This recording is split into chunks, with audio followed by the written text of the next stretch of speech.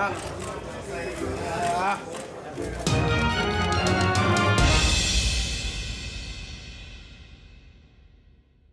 right, baby. We out here. All right, bro. Face to face. Boxing Eagle, I'm here with the young superstar. He got a tan, he in shape already. Joey Spencer, how you doing? I'm good, how you doing? I'm doing real good. That's so good. You're out in LA, it's hot out here. Yep. And you're looking clean cut. What are you out in LA for? Tell the fans. Out in LA for the Errol Spence versus Sean Porter press conference, and I just got put on the card yesterday, so that's big news for me. I'm just super excited to be on a card of this magnitude, so I can't wait to get in there. So you're on the card too now? Yeah. Okay. This your first pay-per-view? I'll be on the FS1 card, but this is my first actual pay-per-view event but I've been a part of. Kind of attached to it, Yeah, this is the first one. This is so the biggest card I've been on probably. Yeah. So how did you feel when you got the call? I was just excited. You know, they asked me if I wanted it because I was supposed to fight September 21st on a different card, and they asked me if I wanted to fight a week later, and I just didn't hesitate. I was like, absolutely. You know, that's a dream come true to fight on a card this big, and I wanted to be in the building anyway, but to fight on it's even better. You know, that's fantastic. Definitely.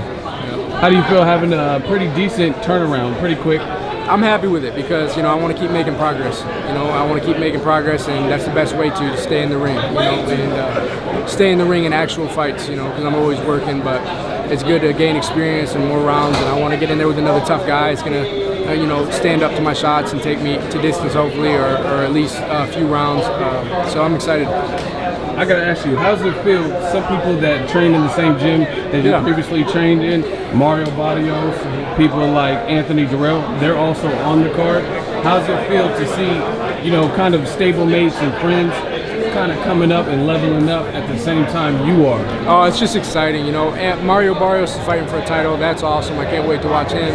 You know, Anthony Durrell is defending his title in a big fight, so it's just awesome. I mean, these are people I've been around, like Anthony. You know, we're both from Michigan, so I've been around him since I was younger, looking up to him. And then Mario, we've been in the gym together, you know, for 4 years training, and so it's just cool to see them step up, and me, you know, I'm making my way up there too, and I'm just it's really cool to see. You spar with Mario Barrios? Tons of rounds. We used to spar all the time. We were like always working off each other, you know. I remember that. And it was awesome because we just made each other so much better.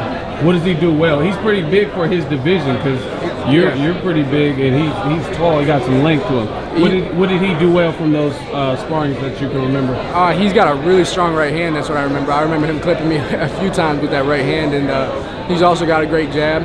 He's really balanced, and he just knows where he's at in the ring all the time. Like, he's got really good ring IQ, and he just does everything fundamentally right. You know, he doesn't try to do anything flashy. He does everything right, and it works for him really well. Okay, now I gotta ask you the $1 million question. All right. Last fight was hard. Yes. What did you learn? What's your biggest takeaway from your last fight? I learned just more. The thing I've been working on is composure during, you know, adversity. You know, we had some things, you know, on me before I went into the ring, and basically I needed to keep my composure more when things started to get tough. And at the end of the day, I think that's a lesson I won't have to learn twice. I think I'll be ready. You know, like I said, I've got all the amateur pedigree. I've got all, you know, the experience. I've been boxing since I was a little kid, but now I'm just learning how to become a good pro. You know, and the only way you can do that is through experiences. So it's good, and you know, people might have something to say about that, but I'm doing it on TV for everybody to see at 19. So it's cool. I'm just learning. You're 19? I'm 19. Okay. Yeah. So I'm just learning. I'm getting better, and I guarantee you some really special performances will be coming up. Now, after the fight, I was in Vegas to cover it. I seen you talking to Roy Jones Jr. Yeah. Did he give you any gems that you can reveal? I know you can't tell the whole conversation. Yeah, no, I can't. But what did Roy say to you? Well, I was on my way to get some chocolate cake at a restaurant in Vegas, and oh, you were about to rehydrate. Yeah. And basically we ran into each other, and he came over to me and was just saying that I threw the double left hook a lot like him, the hook to the head and then hook to the body. He said it reminded him of him when he was younger, but I'm throwing it too hard. Every shot I'm throwing too hard. I need to lighten up my punches and, you know, pitter pat a little bit to set up the shots and then throw a hard one. And he said it'll help me maintain the same pace for the whole fight instead of running out of gas. So that was some really good advice from him. Wow, you got hook lessons from Captain. I did. Yeah, I did. I got hook lessons. That's dope. Yeah. How's training been? Where are you training? Fantastic. I'm training in Michigan, and I never really took a break. I got right back in the gym when I got home, and so I'm in really good shape already. Started training camp. Like, I'm ready to go. I think I'm in as much a shape as I was going into the last fight already. So, and I've still got 6 weeks, 7 weeks left of training camp. So, I'm feeling great. You know, the pace I'm setting is really good in camp. So, I'm just looking forward to getting in there. Now, your last opponent, was he tougher and more durable than you expected? Oh yeah, absolutely he was. But that's no excuse. I should have been ready for anything. At the end of the day, I kind of underestimated him quite a bit, but he came with everything, and he knew it was the opportunity of his life too. So he was ready to go. He was ready to get in and try to pull off a crazy upset and start off his career. You know? Definitely. Now, do you have any information on an opponent, or are they still figuring that out for you? I'll probably have that in the next 2 weeks. I don't really have any names yet, but they said they're going to get on it and start sending me names and stuff like that. Okay, so you're going to be on FS1 the day of Porter versus Spence? Yep.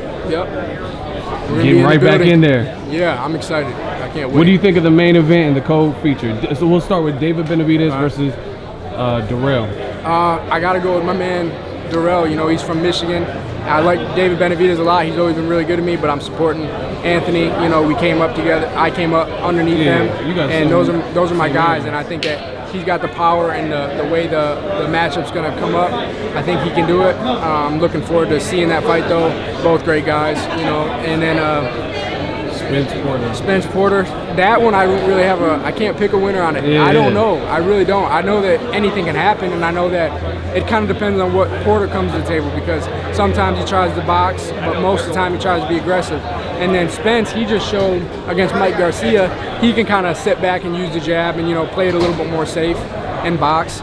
So if they both come in their aggressive styles, it could be just fight of the year and somebody's going down, you know, I think. And then, but if one of them comes out aggressive and one comes out to box, I just don't know how it's going to play out. But I'm looking forward to seeing how Errol Spence deals with Porter's style, because there's really no blueprint. Porter gives everybody difficulties, you know, and so does Spence, obviously, but Porter's style is so unique. You know, I'm looking forward to seeing what a guy on the pedigree of Errol Spence does to deal with that. You know, it's just as a young fighter learning. I want to see what he comes in, what game plan Errol Spence comes in with against Sean Porter. Definitely a good fight, very good card. Glad that you're on it. Last question. Heavyweight division. Anthony Joshua, Andy Ruiz Jr.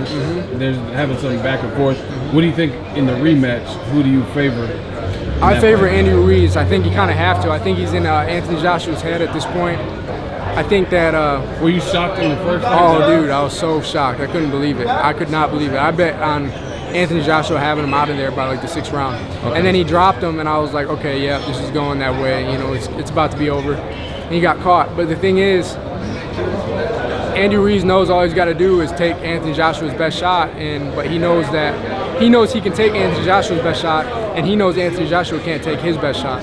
So all that means is he's just going to come in more aggressive, more confident, and have a full camp. Have a full camp. In this first fight, he didn't really. He had to have come in with some doubts, some you know. You know, you're in there against a giant of a man, heavyweight champ, but now he's not gonna. He's gonna be confident. And he knows he can't take his best shot. So what that tells me is he's going to come hard, and I don't know if he'll be able to stand up to it. You know? Definitely.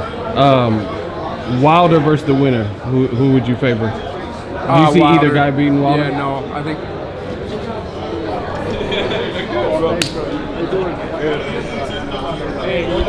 Hey.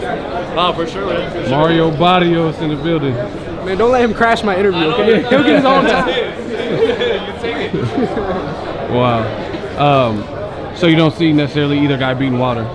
No, I think Wilder's the king. I think him and Fury are the only ones that they're at the top, you know. Okay. Joshua and Ruiz have to get their stuff figured out, but I really think that at the end of the day, Deontay's gonna be too much for all of them, you know.